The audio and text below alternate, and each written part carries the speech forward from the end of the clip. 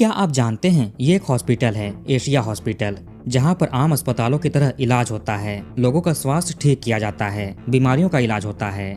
लेकिन फिर एक दिन कुछ ऐसा हुआ जिसने इस हॉस्पिटल और इसको चलाने वालों का जीवन परिवर्तित कर दिया। इसको लेकर पूरे इलाके में सनसनी फैल गई, सत्ता के गलियारों में हलचल शुरू हो गई। रूलिंग पार्टी हो या अपोजिशन पार्टी, दोनों एक दूसरे पर आरोपों के तीर साधने लगे, सियासत शुरू कर दिया। वहीं पुलिस पर, कानून के रखवालों पर सवाल उठने लगे, क्योंकि भरी दोपहर में लोगों के बीच यहाँ पर एक बहुत बड़ी घटना को अंजाम दिया जाता है। नमस्कार दोस्तों, तो क्या हाल चाल है आपके। आज हम बात करने वाले हैं सुरभि राज केस के बारे में। इस घटना की शुरुआत होती है बिहार की राजधानी पटना के अगमकुआं नामक इलाके से। ये जगह एक अहम आर्कियोलॉजिकल साइट्स में से एक है। यही धनुकी मोड़ के करीब ये प्राइवेट हॉस्पिटल मौजूद है, एशिया हॉस्पिटल। ये काफी जाना माना हॉस्पिटल है, ठीक ठाक से चलता भी था। यहाँ पर डेली कई सारे मरीज इलाज करवाने के लिए आया करते थे। इस हॉस्पिटल को दो लोग मिलकर रन करते थे, जो यहाँ के डायरेक्टर्स थे। एक थे 34 साल के राकेश मेहता उर्फ राकेश रोशन उर्फ चंदन, और दूसरी थी इनकी पत्नी 30 साल की सुरभि राज। इनका हॉस्पिटल काफी तरक्की कर रहा था, ये लोग तेजी से आगे बढ़ रहे थे।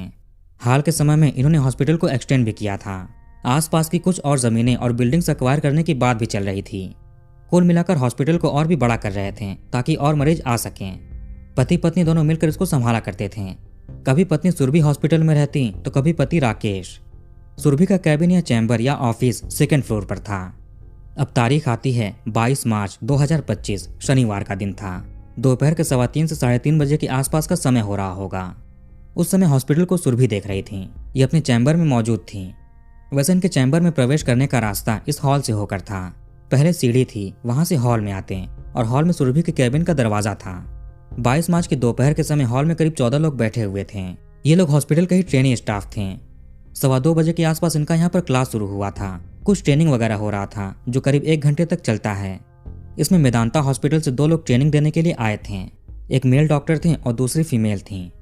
3:15 बजे के आसपास क्लासेस खत्म होती हैं और ट्रेनर्स जाते हैं। आमतौर पर आपने देखा होगा कि जब टीचर्स पढ़ाने के बाद चले जाते हैं तो थोड़ी देर तक बच्चे क्लासेस में ही बैठे रहते हैं, आपस में बातचीत करते हैं, हंसी मजाक होता है, शोर मचाते हैं। वैसा ही कुछ इस हॉल के अंदर भी ट्रेनी स्टाफ बैठकर कर रहे थे। अब 3:15 से 3:30 बजे के बीच किसी ने बातों बातों में ऐसा कुछ बोल दिया जिससे सभी लोग हंसने लगते हैं। इतने में किसी ने सोचा कि पास में डायरेक्टर का चैम्बर है, अगर वहां तक आवाज गई तो वो क्या सोचेंगी, कहीं गुस्सा न करने लगे। कोई बॉस के आसपास यूं ही हंसी मजाक करे तो ठीक नहीं होता।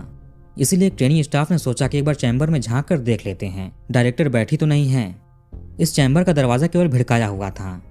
एक ट्रेनी स्टाफ थोड़ा सा दरवाजा खोलकर देखते हैं, मगर डायरेक्टर सुरभि राज अपने कैबिन में नहीं बैठी हुई थी। इसका मतलब कि वो कहीं बाहर गई हैं। लेकिन फिर ट्रेनी स्टाफ को थोड़ा अजीब लगा। ये दरवाजा पूरा खोलकर जमीन पर देखते हैं। वहां पर लाल लाल लिक्विड जैसा कुछ बिखरा पड़ा था। जब इन्होंने अंदर जाकर टेबल के पीछे झांका तो इनकी हालत खराब हो जाती है, क्योंकि वहां पर सुरभि राज बेसुध हालत में पड़ी हुई थी। चारों तरफ रक्त बिखरे हुए थे। ये सब देखकर ट्रेनी स्टाफ ने शोर मचाया। बाकी लोग भी वहां पर इकट्ठा हुए। आखिर मैडम को क्या हो गया। कुछ डॉक्टर्स को बुलाया जाता है। फौरन ये सभी लोग मिलकर उन्हें इमरजेंसी वार्ड में लेकर गए, जो सेकंड फ्लोर पर ही था। किसी को समझ नहीं आ रहा था कि डायरेक्टर को हुआ क्या। जब डॉक्टर थोड़ा एग्जामिन करते हैं तो शरीर पर कई सारे जख्म के निशान पाए गए। इससे इन्हें कुछ संदेह होता है। अब इन्होंने उनका एक्सरे किया। एक्सरे के अंदर 3 गोलियां दिखाई देती हैं। इससे डॉक्टर समझ गए कि हुआ क्या है। डायरेक्टर सुरभि की हालत और भी खराब होते जा रही थी।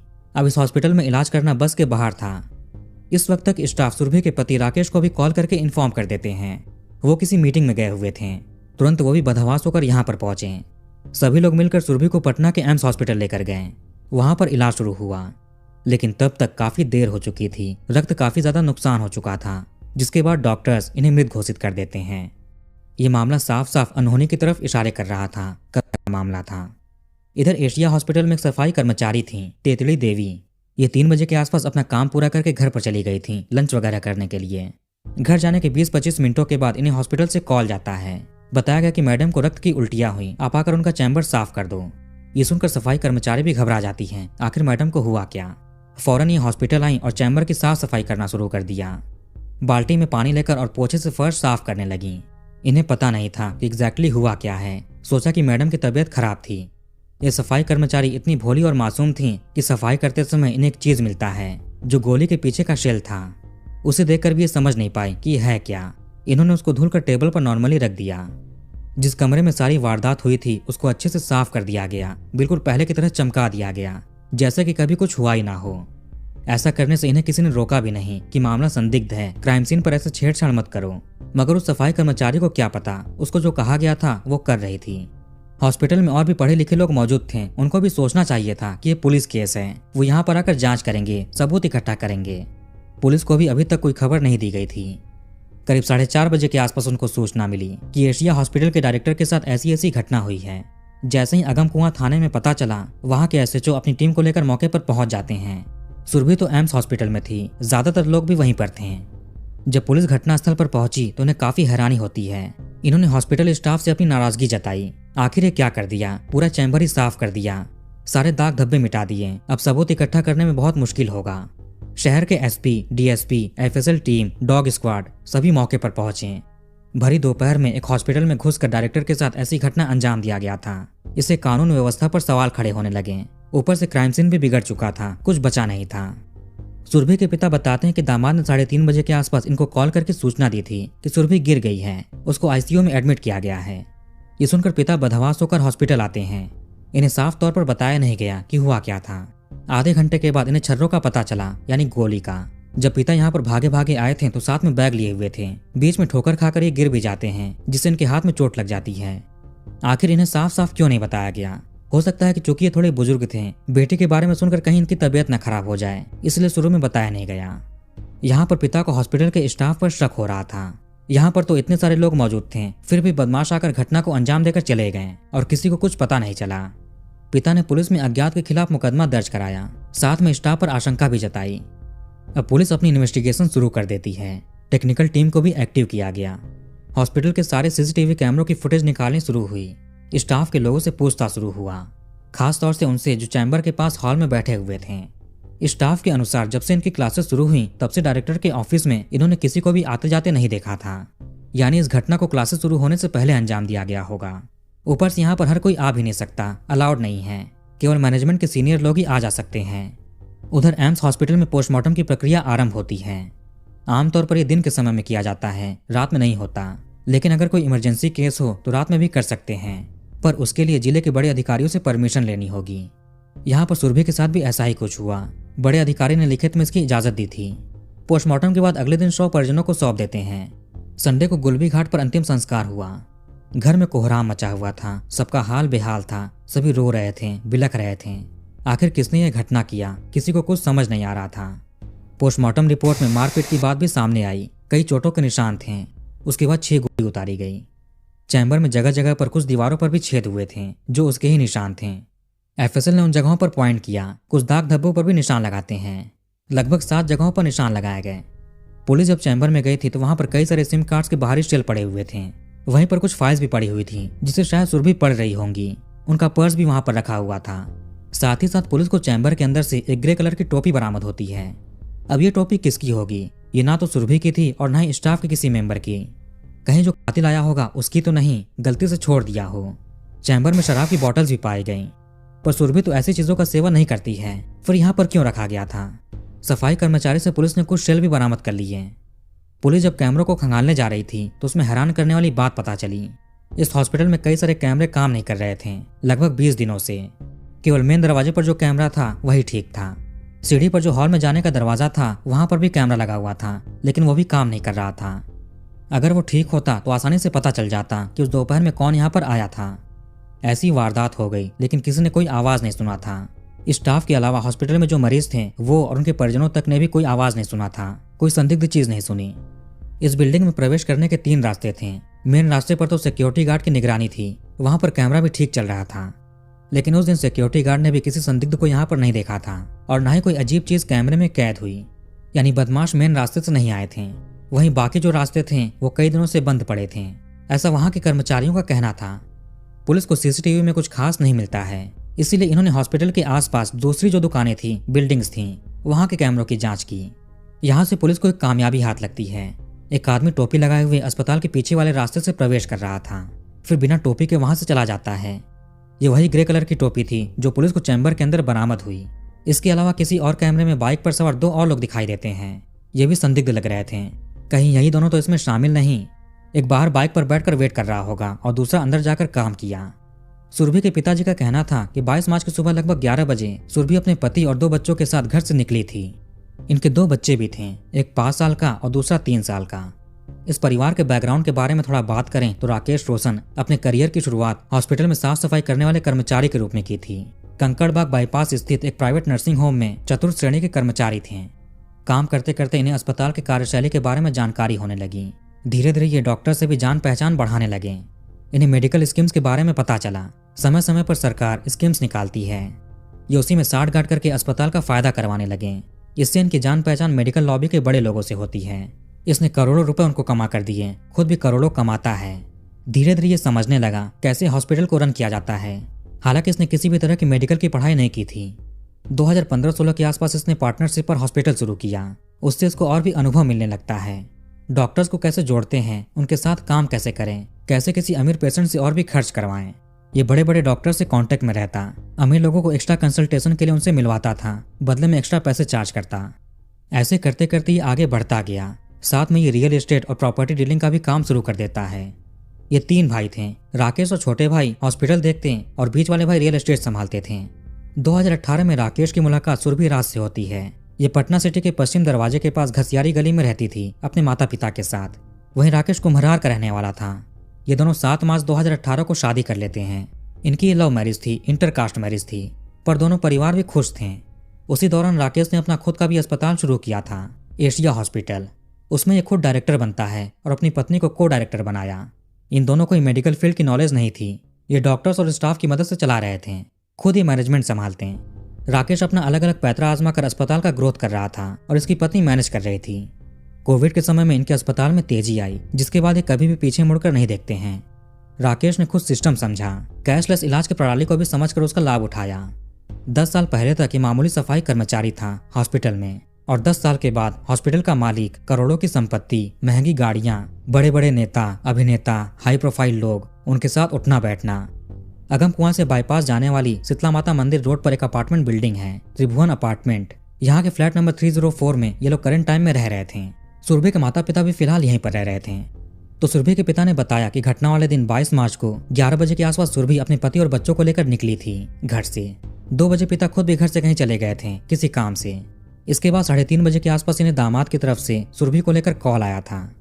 हॉस्पिटल में पूछताछ करने पर पता चला कि दोनों डायरेक्टर यानी सुरभि और राकेश 12:15 पर यहाँ पर आए थे। राकेश अपनी पत्नी को यहाँ पर ड्रॉप करके कहीं चले गए मीटिंग के लिए। इसके बाद ये तभी आते हैं जब घटना की सूचना मिली। कुल मिलाकर पुलिस ने अनुमान लगाया कि सारी वारदात 1:15 से लेकर 2:15 के बीच में हुई थी। इसी में वो संदिग्ध लोग दिखे थे कैमरे में। फिर तो ट्रेनिंग स्टाफ का क्लास शुरू हो गया था हॉल में।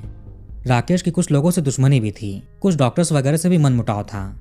लेकिन सुरभि के साथ वो सब कुछ क्यों हुआ? उसकी किससे दुश्मनी होगी? कोई जमीनी विवाद हो, अस्पताल के आसपास से जमीन खरीद रहे थे, कोई गैंग शामिल हो, हफ्ता वसूली, फिरौती, या किसी पेशेंट के परिजनों से कहासुनी हुई हो। पुलिस अलग अलग एंगल से जांच कर रही थी। इस केस को लेकर सियासत भी शुरू हो गया, राजनीति होने लगा। रूलिंग पार्टी, अपोजिशन पार्टी एक दूसरे पर सवाल खड़े करने लगे। इससे पुलिस पर और भी प्रेशर पड़ रहा था। कहीं ना कहीं इनका शक अस्पताल के स्टाफ पर भी था। वो जरूर कुछ ना कुछ छिपा रहे हैं, इसमें शामिल हैं कैमरों का इनएक्टिव होना, शोर ना सुनना, किसी को आते जाते ना देखना, क्राइम सीन को साफ कर देना, सबूत मिटा देना, पुलिस को लेट इन्फॉर्म करना। यहाँ रास्ते में कई बड़े बड़े हॉस्पिटल्स थे, लेकिन फिर भी सुरभि को 25 किलोमीटर दूर एम्स ले जाया गया। क्या पता कि ये लोग जानबूझकर देरी करना चाहते हों। इससे लगा कि अंदर का ही कोई शामिल है जो पावरफुल हो, उसकी यहाँ पर चलती हो। टेक्निकल टीम ने करीबी स्टाफ की कॉल डिटेल्स, लोकेशन हिस्ट्री भी देखना शुरू किया, साथ में फैमिली मेंबर्स का भी। पुलिस ने पति पत्नी के रिश्तों के बारे में पता किया।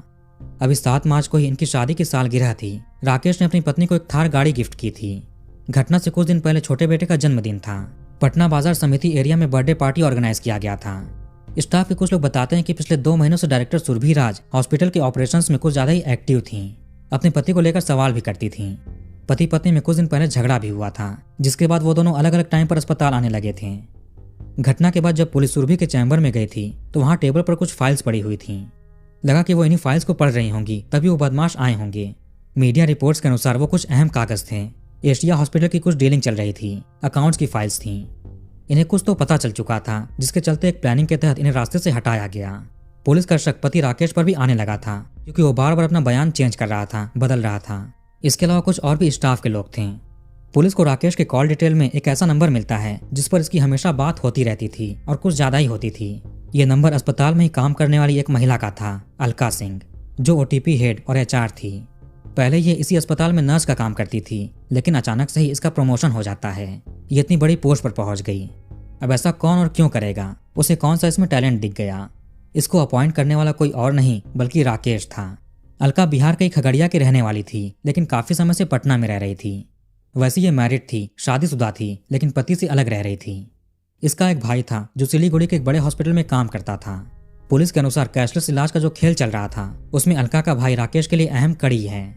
राकेश ने नर्स अलका को एक बड़ा पद संभालने के लिए दिया हॉस्पिटल में। इसके बाद ये अपने मनमाने तरीके से काम करने लगी, अपना चलाने की कोशिश करने लगी। चूंकि इसको अस्पताल के मालिक का सपोर्ट था तो किसी का डर नहीं। सुरभि को भी रौब दिखाती थी। इसकी शिकायत जब पत्नी ने अपने पति से की तो वो कोई खास एक्शन नहीं लेते हैं, जिसके बाद पत्नी को शक हुआ कि पति का अलका से कुछ चल रहा है। 2 महीने पहले इन्हें पता चला था। इसी के बाद ये अस्पताल के कामों में ज्यादा ध्यान देने लगी, एक तरह से दखल देने लगी। यह भी स्टाफ से पूछने की कोशिश करती थी कि इनकी गैर मौजूदगी में राकेश और अलका कहाँ पर होते हैं, क्या करते हैं। इसी दखल अंदाजी से राकेश को दिक्कत होने लगी। जब सुरभि अस्पताल के ऑपरेशंस को बारीकी से देखना शुरू करती हैं तो उन्हें कुछ अजीब चीजें पता चलती हैं। इन्हें फाइनेंशियल घोटालों का पता चला। कुछ मीडिया रिपोर्ट्स के अनुसार 2 करोड़ रुपए यहाँ से चोरी हुए थे और सिलीगुड़ी गए थे, जहाँ पर अलका का भाई था। सुरभि अपने चैम्बर में इन्हीं फाइनेंशियल अकाउंट्स के फाइल्स को देख रही थी। 3 दिन तक कड़ी इन्वेस्टिगेशन करने के बाद पुलिस 5 लोगों को अरेस्ट करती है। पहला तो था राकेश रोशन, जो मेन सस्पेक्ट था। दूसरा इसकी गर्लफ्रेंड थी, महिला मित्र थी, अलका सिंह। राकेश का छोटा भाई था, रमेश उर्फ अतुल। चौथा सुपरवाइजर अनिल कुमार और 5वां HR हेड मसूद आलम। वैसे मसूद आलम भी शुरू में मीडिया के सामने बयान दे रहा था, बताया कि कैसे कैसे सुरभि अपने चैम्बर में पाई गई थी, सब कुछ ये बता रहा था। पर उस समय तक खुलासा नहीं हुआ था कि सस्पेक्ट में ये भी होगा। आगे पुलिस इसको भी अरेस्ट करती है। इन सभी 5 लोगों ने मिलकर घटना को अंजाम दिया था। घटना के वक्त तक तो राकेश अस्पताल में नहीं था, लेकिन बाकी 4 लोग मौजूद थे और ये लोग आसानी से सुरभि के चैम्बर में जा सकते थे बिना किसी रोक टोक के। साजिश के तहत 20 दिन पहले कैमरों को चेंज करने की बात कहकर बदलवाया गया था और उसको अभी तक नॉन ऑपरेशनल रखा गया। मसूद आलम ने ग्रुप में मैसेज करके ट्रेनिंग स्टाफ के लिए वो क्लासेस अरेंज की थी। इसने अचानक से किया था, वरना जब कभी भी क्लास होता था तो पहले ही बता देते थे। इसने ये भी लिखा कि सबको जरूर से आना पड़ेगा, स्किप मत करना। फिर क्लासेस शुरू होने से पहले 4 ने चैम्बर में घटना को अंजाम दिया। उसके बाद ये लोग भी अस्पताल से चले गए। जब घटना का खुलासा होता है तब ये आते हैं और नाटक करते हैं, दुखी होते हैं।